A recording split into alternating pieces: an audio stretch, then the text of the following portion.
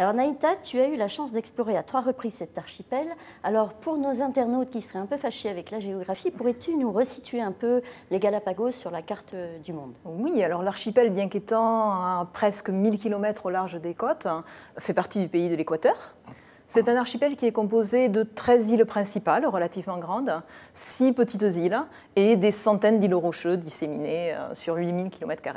Or, il faut bien dire que cet archipel n'est pas désert, enfin qu'il y a des îles habitées, il n'y en a que 4, on l'a dit, dont l'île de Santa Cruz, l'île principale où se trouve Puerto Ayora, la capitale, entre guillemets, de cet archipel.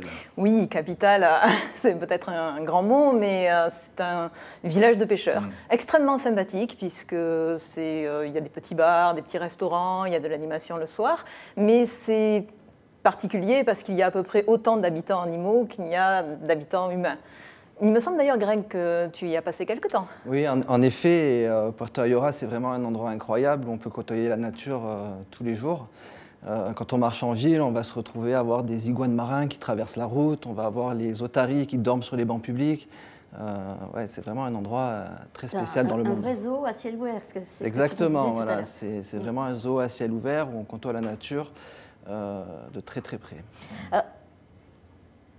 Alors justement, Naïta, Puerto Ayora, c'est le point de départ des croisières dans l'archipel. Alors est-ce que la croisière, c'est le meilleur moyen de découvrir les Galapagos?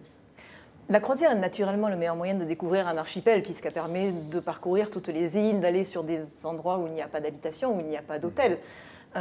C'est particulièrement vrai pour les plongeurs, parce que les plus beaux sites de plongée sont très éloignés, notamment sur Wolf et Darwin, qui sont complètement au nord de l'archipel. Mais les séjours sur les îles ont aussi leurs avantages, d'une part pour le contact avec la population, la possibilité de sortir, d'aller dans un petit restaurant, mais également pour la possibilité de rester sur des sites seuls, rester un moment en compagnie d'otaries ou d'iguanes, puisqu'on n'est jamais vraiment seul aux Galapagos, il y a toujours des animaux à proximité, donc les deux ont leurs avantages.